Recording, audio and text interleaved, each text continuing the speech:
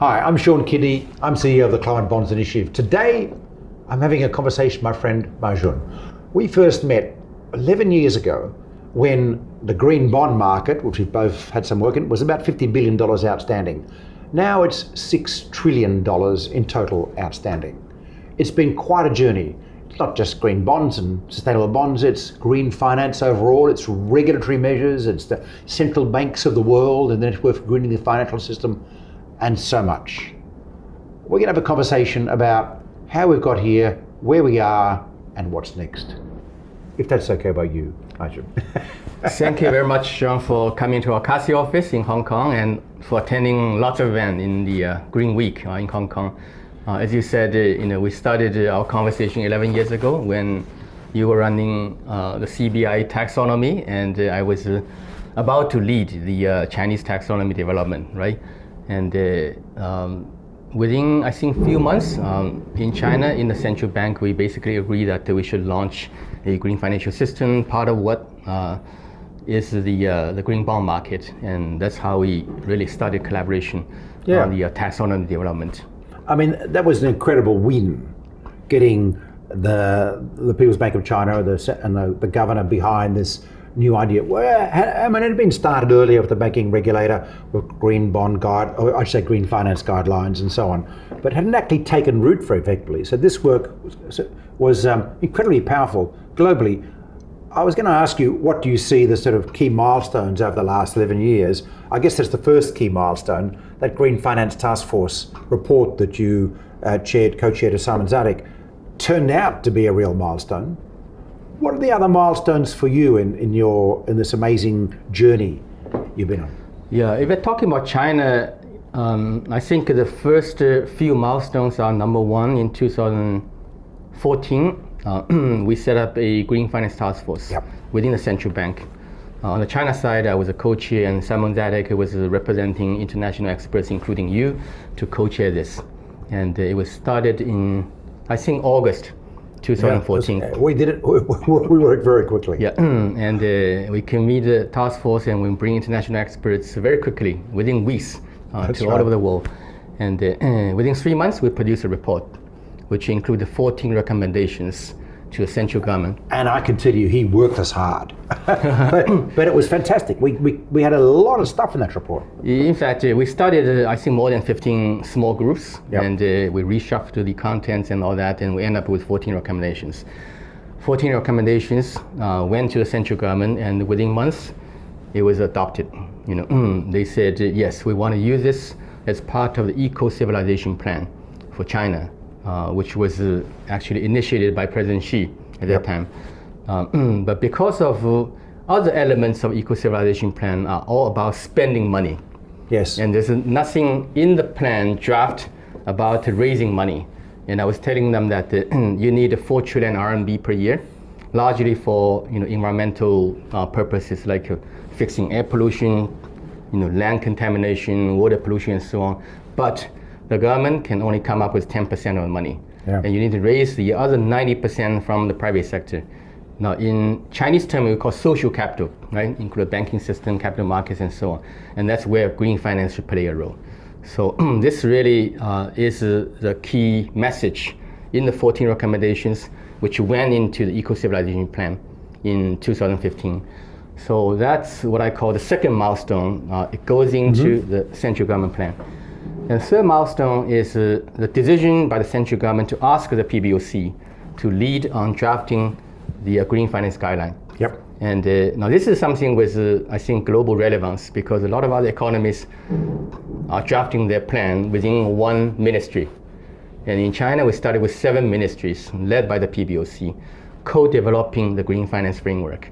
So we had the taxonomy, the disclosure requirements, the incentive, and all kind of products. They bundled in one document, which came out in 2016. This was at a meeting chaired by Xi Jinping, I think, if I remember correctly, wasn't it? It was approved by Xi Jinping. Yeah, a meeting chaired by President Xi Jinping. Which is an incredibly important signal to the whole market. It is, because in China and a lot of developing countries, the private sector, corporates, financial institutions, they listen to the government, right? And when the government sends a signal, including senior leaders sitting there approving the document, that's a very powerful signal. Yeah. It works because it incentivizes all levels of the ecosystem to act, right? So approved by the central government in August 2016, then became what I call the first top-down framework in the world. Other countries have done green finance a long, long time ago, but there was no framework, right? Yeah, it's all true. bottoms up. And China had this top-down framework, which I think that's a key milestone within China, 2016 Green Finance Guideline. Now, under the guideline, in the last 9 years or so, we developed the largest green lending market in the world with outstanding green loans at 45 trillion RMB, equivalent to about $6 trillion US. And also, and this at a time when the green bond market was huge in China. I can remember you telling me there were 10 times as many green loans as green bonds in China at the time. China was leading the world on this. Still, green loans are much bigger than green bonds in China from beginning to now, largely because of the financial system is structured in such a way that banking system dominates. Capital markets are a small supplementary part of the financial system. And in 2015, there was another sort of a technical milestone. We initiated the Chinese taxonomy, which is referencing CBI taxonomy and others. And the second year, 2016, China became the largest green bond market. Because our issuance, I think just within the months, we went to something like 10 billion RMB. It was incredible. By two issuers, yeah. And if you remember correctly, it was China Industrial Bank and Shanghai Pudong Development Bank who kicked it off. Yeah, these are the two banks which raised their hands saying we want to be the pilot, and they came, with application to the central bank and approved it within weeks for the transactions. So that's how we kicked off the green bond market. And as of now, the green bond market in China with outstanding green bonds of 2.3 trillion RMB, and of course, cumulatively been issuing a lot. Of course, you had some other milestones, which I really want to put on the agenda here, which is the whole network for greening the financial system, which PBOC was one of the founders, which is now, I think, 150 central banks around the world, if I remember correctly. And then also the G20, what at the time was Green Finance Working Group. Initially, it was Green Finance Study Group. Yeah. Correct. These were very influential in their time as well. Internationally, I would say these are 3 or 4 things which I do believe are milestones. Number one is the G20 Green Finance Study Group, which initiated in 2016. Now the backdrop is that China was the presidency of G20, so we were debating, internally what to present to the rest of the world, and we should propose something, to achieve global consensus, and then we agreed green finance. Because China is not doing green finance already. We have our framework, and we want many other countries to do it together, right? Because eventually it will be interconnected, green finance markets. So we initiated this idea, and we thought if China leading, it may not be enough. Let's find a developed OECD country to co-chair this with us. Then we, went to Bank of England, and I remember I visited Andrew Bailey sometime in 2015, and I told Andrew that China is thinking about launching a G20 Green Finance Study Group co-chaired by PBOC and Bank of England. Would that be an idea you can entertain? After maybe 5 seconds, he said, "That's a good idea. Let's do it." And then afternoon, they told me that Mark Carney said yes. Let's go ahead and do that. So that was the origin of the sort of a G20 Green Finance work. But after a few years, it evolved into a G20 Sustainable Finance Working Group, which is higher profile and more straightforward recommendation rather than just options under the working group. Now, a few things I was deeply involved. For example, 2021, under the G20 Sustainable Finance Working Group, we developed the roadmap for G20 Sustainable Finance. And 2022, it developed the G20 Transition Finance Framework, which provides... And these were very influential, socializing ideas that many of us have been working on, but it took that to subtly make them noticed around the world. It was really very powerful. Yeah, one thing is that it's a expression of collective views, right? Or the large economies, and we agreed on this. That sends a very big signal to private sector to participate and begin to reference these frameworks and so on. And the second thing that many other smaller countries, outside of G20, and they also look up to the framework and principles. So it really mobilized the participation from not just the public sector, the governments, regulators, and so on, but a large part of private sector to participate in green and transition finance. Plus, the G20 Sustainable Finance Working Group became a platform for some sort of policy coordination. Yep. Because a lot of countries and IOs come to present their progress on green sustainable finance against the roadmap, which was published by the G20, and saying, I've been doing this along this line in the roadmap, and haven't done this, I will do this. And if different organizations have conflicting agenda overlapping, then they coordinate on that platform, which is, I think, very useful governance process. And underpinning all of this is this idea of how do we work around the world together to deal with global problems. And the collaboration on sustainable finance has been a real template for how we need to collaborate everywhere going forward, and still is, even though we've got the odd country going a little bit AWOL, as they say at the moment. Most countries are still very much working together. Of course, the other big initiative with the greening financial system, NGFS, yeah. NGFS, yeah. which is, I used to tell our mutual friend Simon Zadek at the time, the real power was the intellectual debate. By having central banks saying this is a issue of risk, no one can argue. And then you get 150 central banks. Who can argue with this idea climate's not really an issue for us? It's been amazingly powerful in a way that I don't think many people realize. How did that work? What's the milestone in that process for you? Yeah, the origin of NGFS was in 2017. U.S. withdrew from Paris Agreement. Yep. And then some members of the G20 Sustainable Finance, or that time it was Green Finance Study Group, were debating on whether this G20 platform can reach strong consensus on sustainable finance initiatives. And even though every countries in the G20 participate, but some countries are reluctant to commit to stronger actions, then the language will be watered down. Yep. And may not be powerful, right, in sending message. So a couple of countries, including our French colleagues, they began to talk to me and saying, hey, how about let's forming a smaller coalition of willing among the central banks, and let's deliver something that's stronger, more ambitious. Yeah, and on behalf of China, I said, why not? Let's do this. So end of 2017, 8 central banks sit together, right, including the French, the German, the Chinese, the Singaporean, and a few others. And we set up this NGFS with 8 members initially. And very quickly expanded. As you said, it's 100 something, right? Central banks and financial regulators. Yep.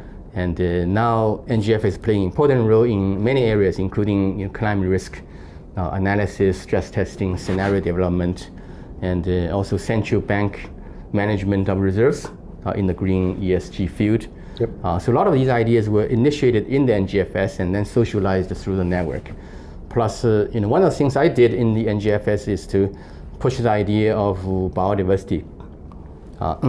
And we actually reached a consensus within the NGFS among 100 plus members, saying that the biodiversity loss is a threat to financial stability. And that's why central banks have to act. Which is an amazing connection to argue and then win the argument for in terms of everyone else's understanding of this. Really important. Yeah, why it's powerful? Because they're representing 100 plus central banks. Absolutely. Rather than just one central bank or one scholars, right? Yeah.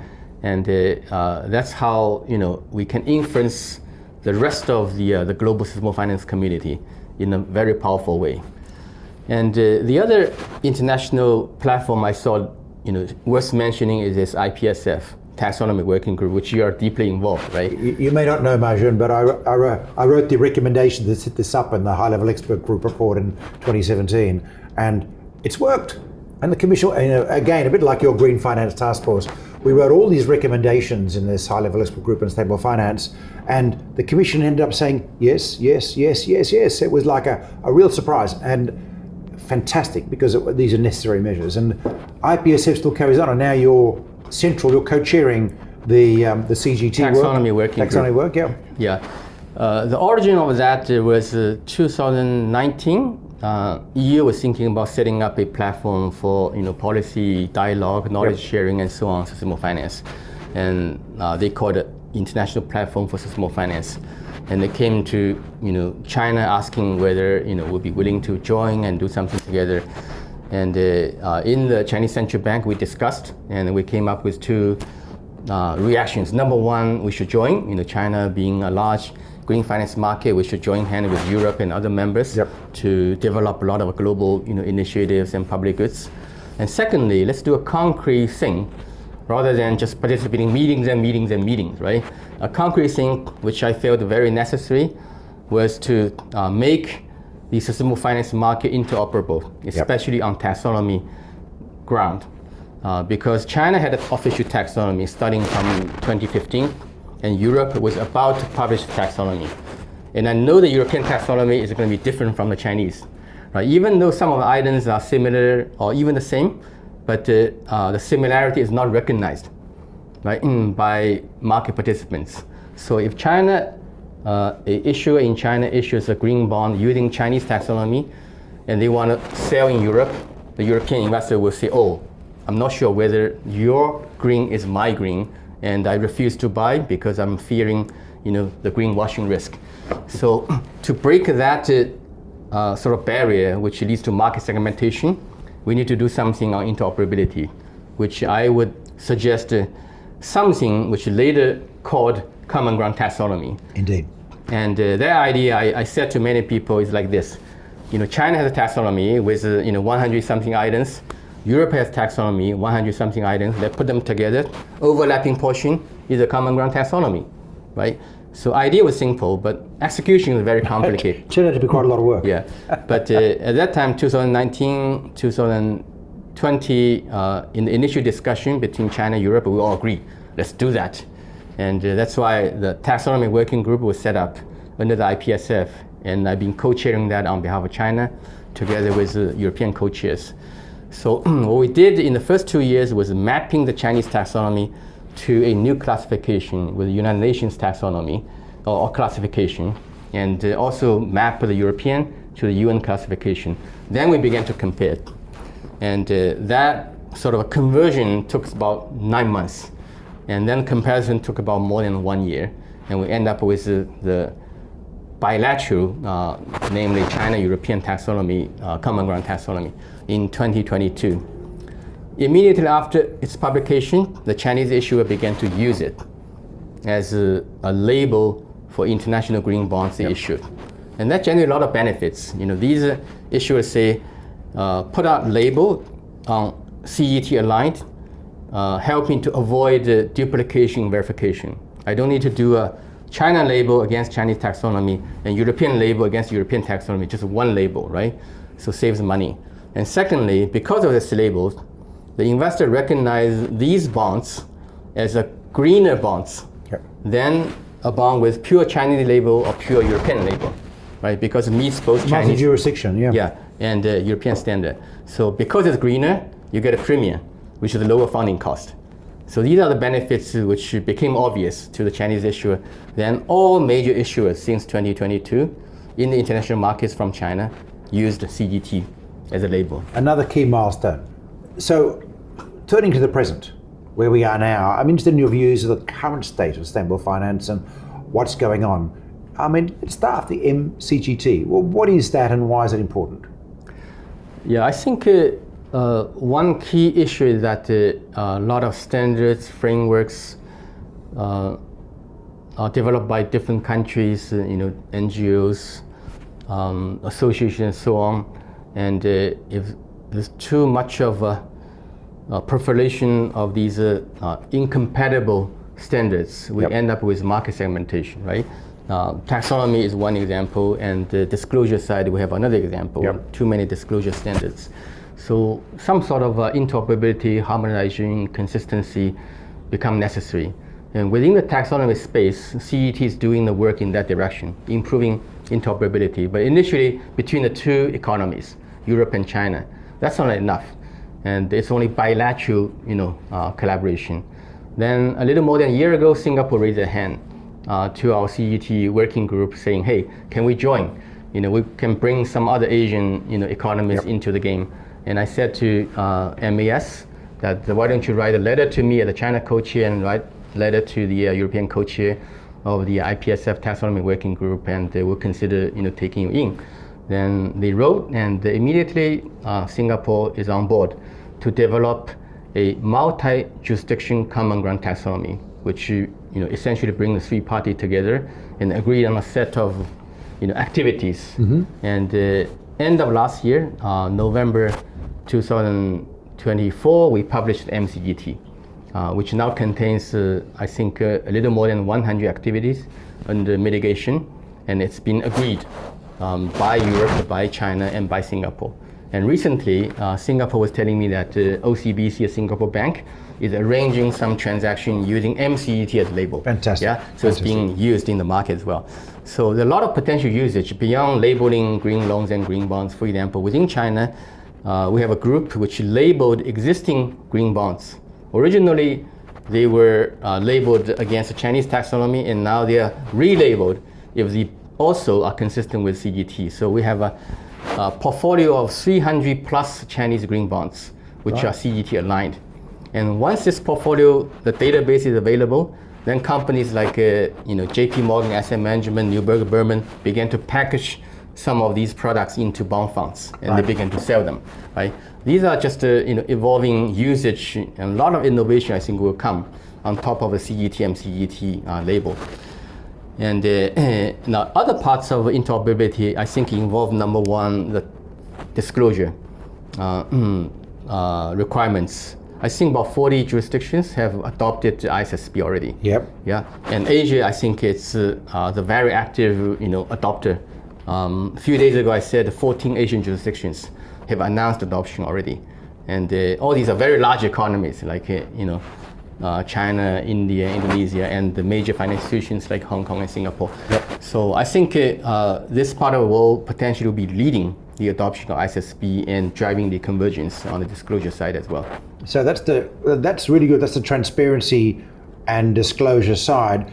But we still have anxieties around greenwashing, greenhushing, and so on in the US, of course. But the greenwashing and so on. How real do you think that is? And what's it about? I mean, is it about green? Is it about transition? Because there's still confusion about transition. How much of a problem it is? What's the solution? Yeah. Now let me take China example. I think greenwashing risks are controlled or managed. Pretty active supervision. Yeah. Well, in two areas. One is green lending. One is green bond. Because we have three lines of defense.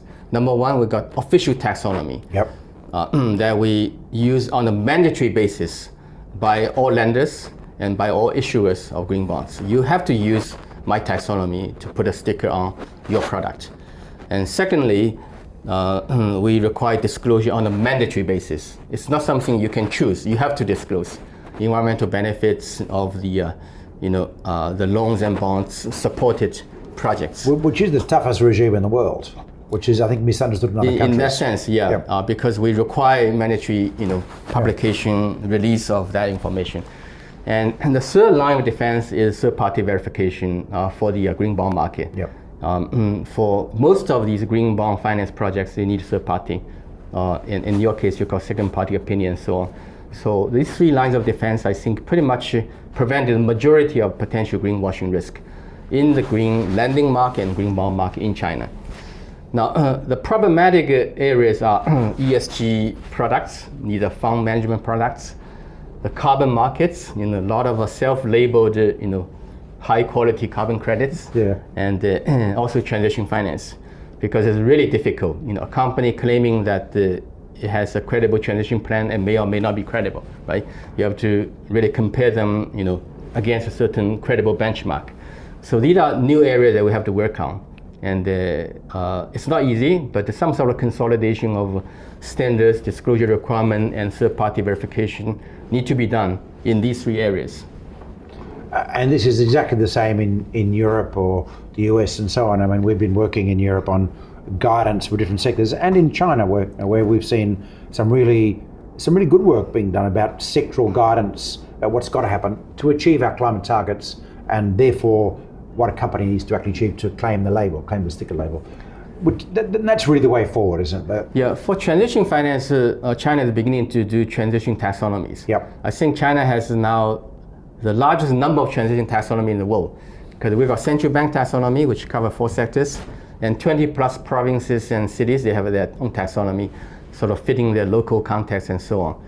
And it's really a competition between different jurisdictions on presenting more clearly what are the qualified activity for transition.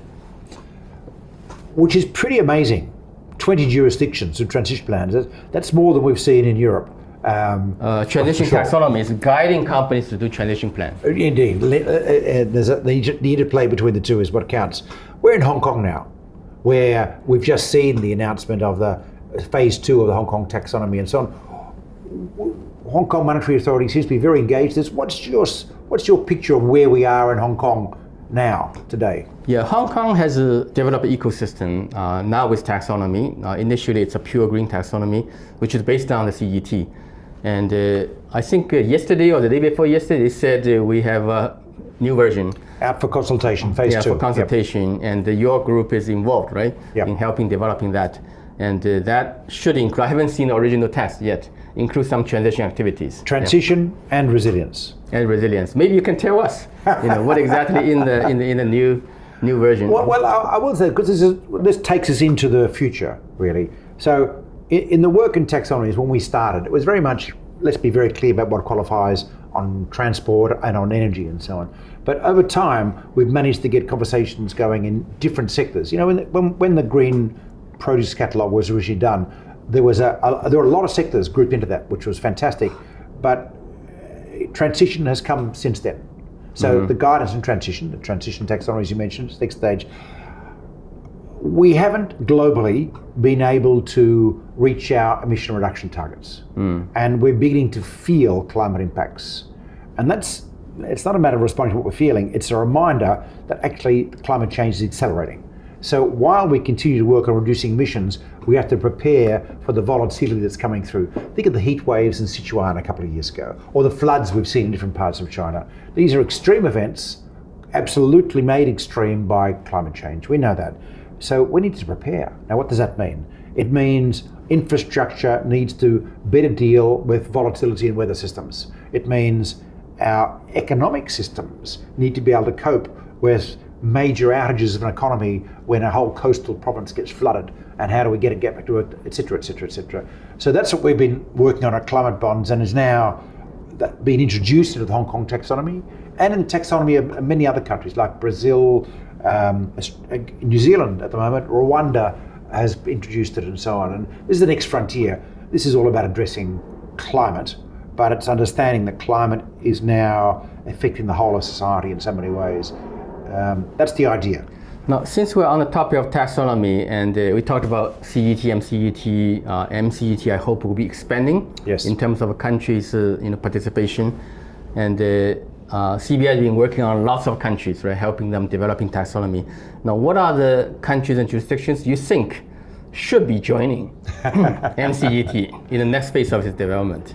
Well, I think ideally we have a lot. I mean, we have something like 40 taxonomies around the world now.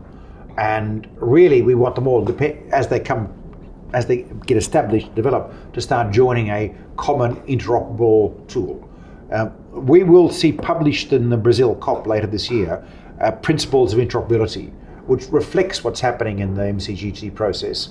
Next, we need to bring more countries. So if you think about the countries that are the next, Australia, I know has already been talking to, are keen. Brazil, already been talking to, I know they're keen. I hope South Africa, those conversations will go somewhere and get involved. The bigger economies and so on. As we develop the resilience taxonomy, Mexico will become interested because they've got a very strong component of social investments, etc.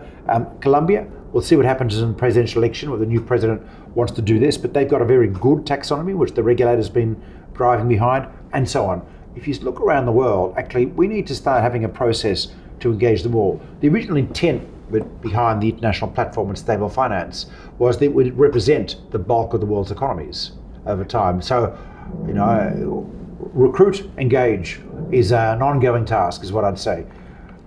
If we're successful, in a few years' time, we'll have all 40 of the taxonomies around the world as part of it. Yeah, that's ambitious, but I think if we have the major economies, right?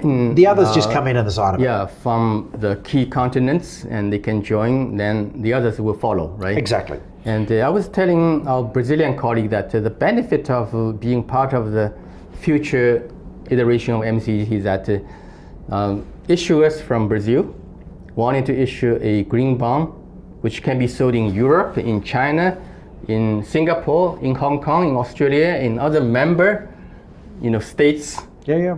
You get one single global passport to go to all of these places, right? And that's the key term, one single global passport. Financial markets are global. They're Right. not national now. This becomes really critical to be able to make sure capital flows properly. Right. That's the essence of the interoperability. Exactly. So if we start looking to the future, what are the other things coming forward? I've been talking about resilience. What do you see happening next in this sustainable finance market? Now, starting from Asia, one big trend is that China versus ASEAN, the collaboration between the massive supply of technology, green technology in China, right, in terms of renewables, EVs, batteries, all of these, and the massive demand in ASEAN countries. And the connector is finance. For example, I've been reading numbers on ASEAN countries having huge demand for renewable, but only 20% of the demand is met. 80% is yet to be met, right? And so you need to have a technology, you need to have the EPC, to do the installation, and you need to have money to buy all of these. You need the affordable capital. Right. Yeah. And so finance will be a connector, between the demand and supply within Asia. Of course, I think global South in general, like Africa, Central Asia, they all need to boost their energy supply, mainly using renewable energy. And that's where we can facilitate within the green finance sector. That's one thing. And the other thing is the trade regime, which goes beyond finance, needs to be reformed. And currently we're facing a lot of problems. For example, US is putting up tariff on all countries, and the green goods and services are facing higher tariffs. It's actually difficult to sell, and when you sell to other countries, it becomes more expensive.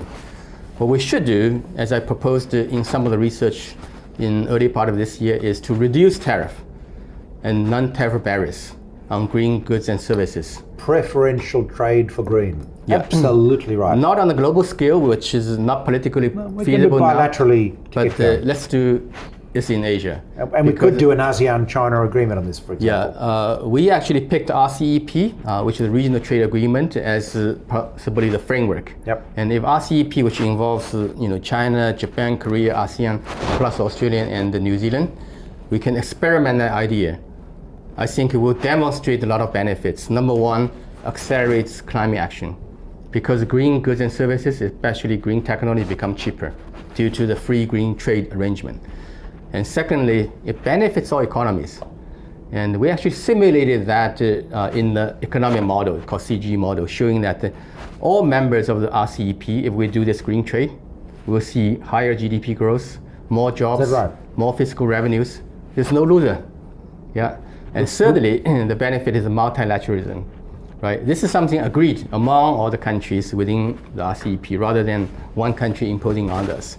And that can help avoid the trade conflict, sanctions and all of these. Now, if this trade regime is there, then finance will follow to support it. Because all the trade need to be financed, right? And then the trade will be followed by FDI on the green sector. So the green trade agenda is very hopeful. Give me some examples. Actually, in March this year, I convened a conference here in Hong Kong together with Hong Kong U and other partners.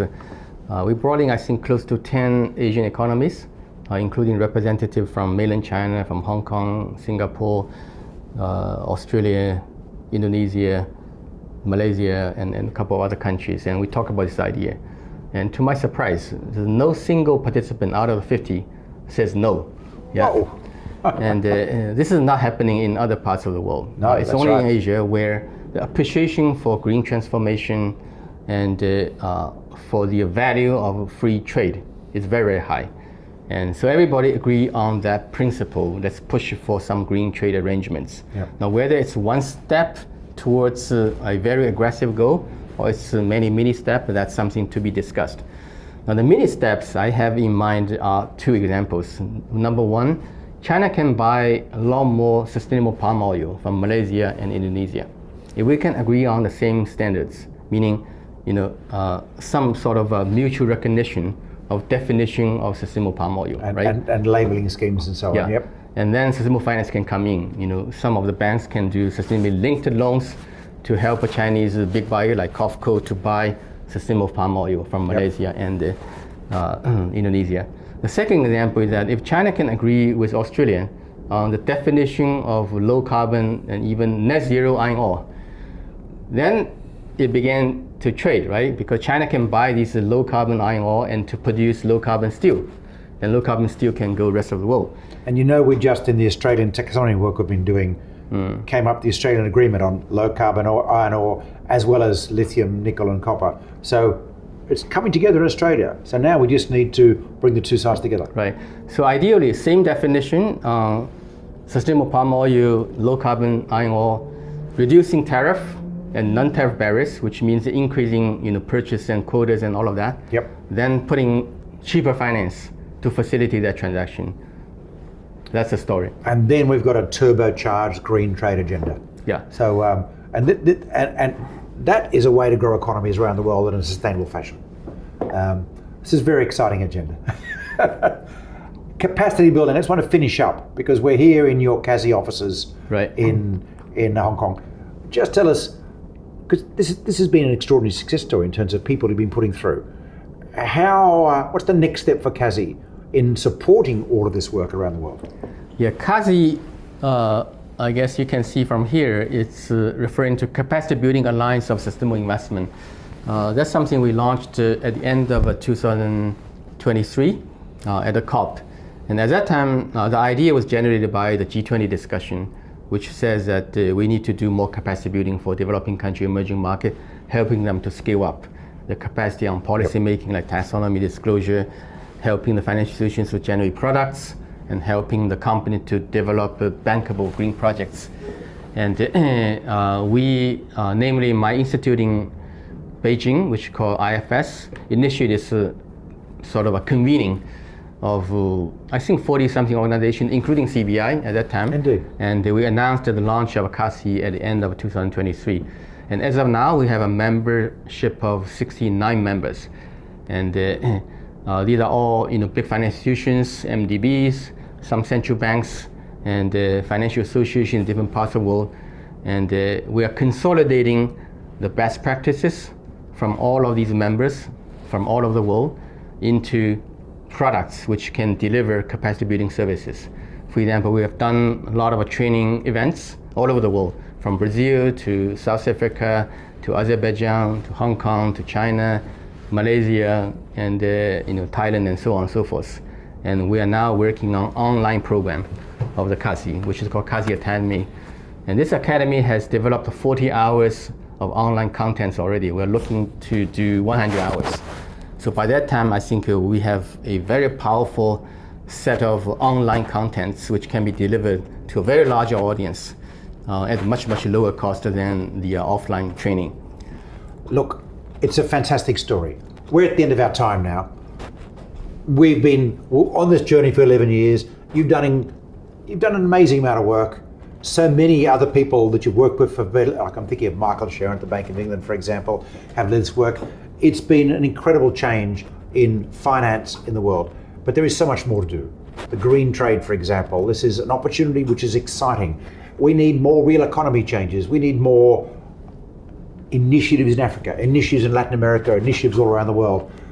But the revolution, if I may call that, has started, and it's well and truly underway. Thank you for being with me today. Thank you to our audience for listening to us. And let's talk again in a couple of years' time when this has exploded even further. Thank you very much, Sean, for your long-term support. It's been 11 years we've been working together on many, many initiatives in the past 11 years, and looking forward to working with you and CBI more in the future. Thank you. Thank you.